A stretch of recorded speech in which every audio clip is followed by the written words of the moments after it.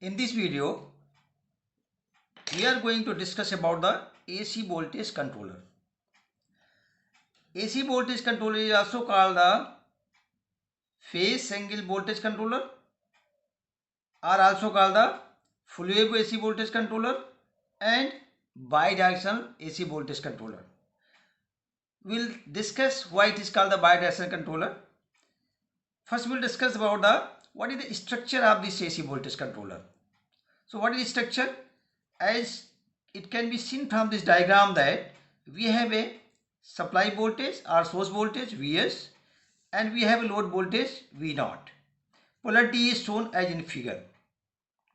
Now we have a thyristor T1 and thyristor T2. Both the thyristors are connected in anti-parallel between the supply voltage and the load voltage. This is the overall structure of the AC voltage controller. We have a load current I0 and load voltage V0. Vt1 is the voltage drop across the thyristor T1 and Vt2 is the voltage drop across the thyristor T2.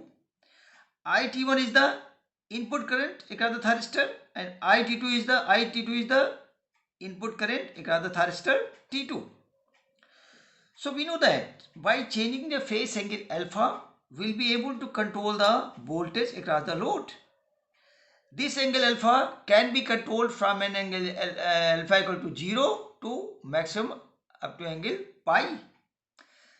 If we put the firing angle at alpha equal to 0, then we can supply a full RMS voltage across the load. But if we increase the alpha to some angle after 0 and reaches up to pi by t or up to an angle pi, so we'll be able to get the reduced voltage across the load as we are increasing the firing angle alpha. So we can say that by increasing the firing angle alpha, we'll be carrying on decreasing the output voltage across the load and power will be also reduced accordingly.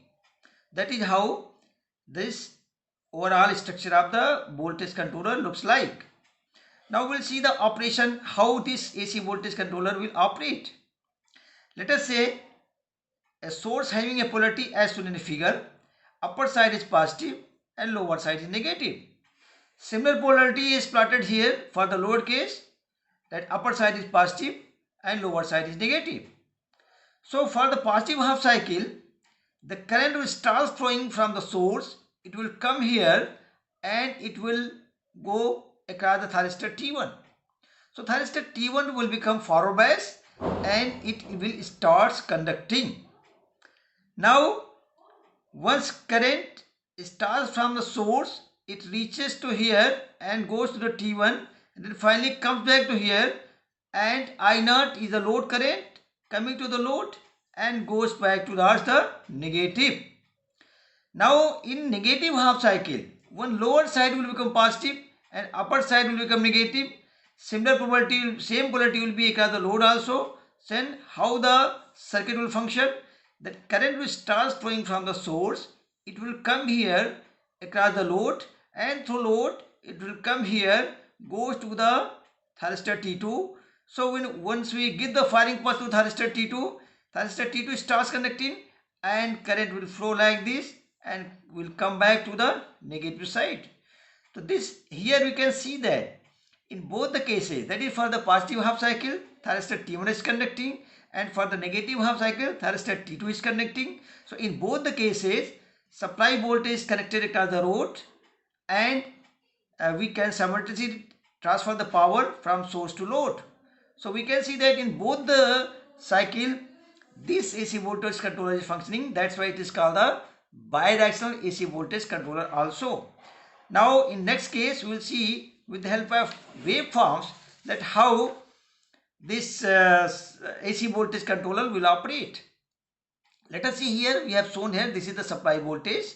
We have taken waveform from here 0 to pi, then pi to 2 pi, and further from 2 pi to 3 pi and 4 pi. We have taken two source supplies. We have taken only two cycles here.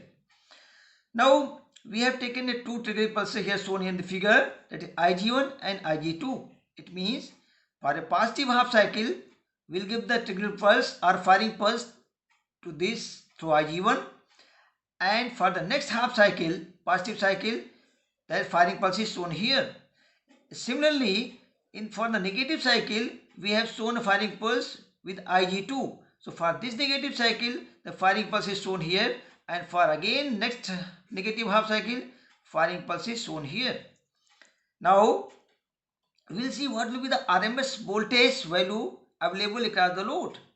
Once you apply a firing pulse at an angle alpha, so thyristor T1 will start conducting and output voltage will be available across the load from firing angle alpha to pi.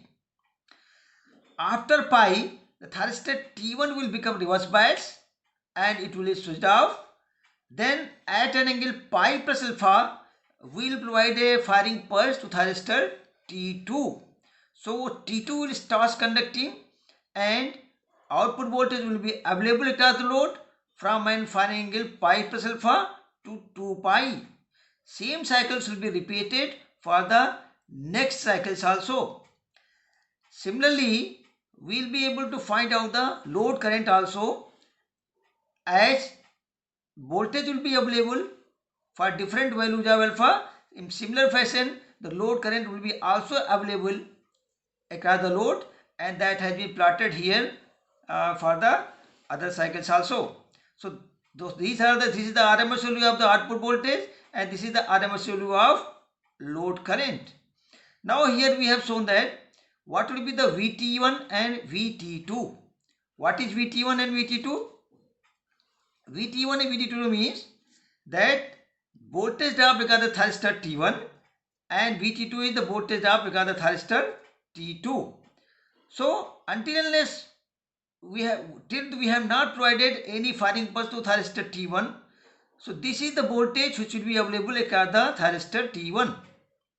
Now once you apply the trigger pulse to thyristor T1, so this voltage drop because the thyristor will be reduced to a low value or very minimum value, and it will remain up to an angle pi. Then after an angle pi, once for the negative cycle, thyristor T2 will become a forward bias. So what will happen, that VT2 will be available, this voltage will be available across the thyristor T2, and until unless we provide any firing pulse to thyristor T2, this voltage will remain. So at an angle pi plus alpha, once thyristor T2 is triggered, the voltage drop because the thyristor T2 will be reduced to low value, minimum value, and it will remain up to an angle 2 pi. So same cycle will be repeated for the upcoming cycles. Similarly, the voltage drop across the thyristor T2 has shown here. So these are the waveforms for the full wave AC voltage controller for the positive half cycle and for the negative half cycle. Now we will see the RMS output voltage. How we will find out the RMS output voltage?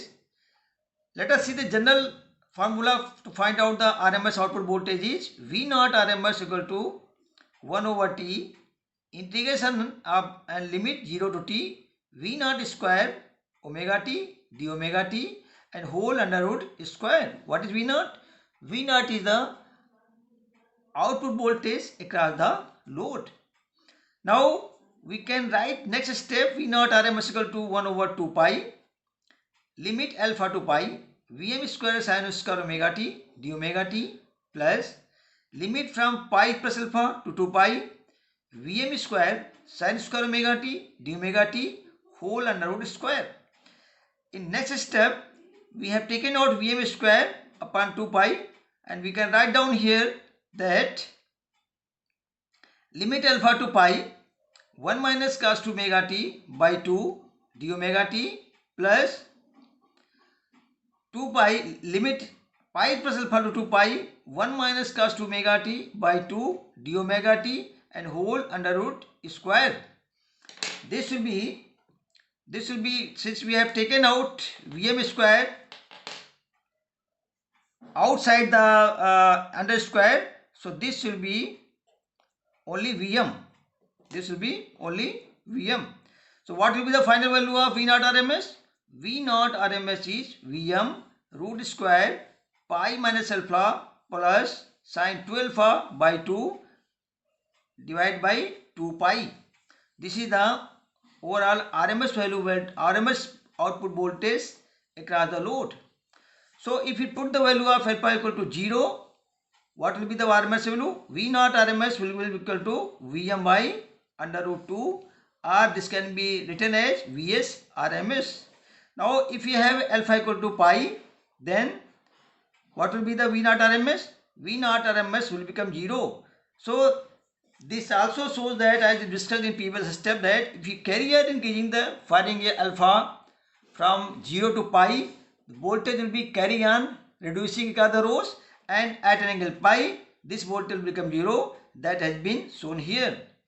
So if you like this video, please subscribe my channel.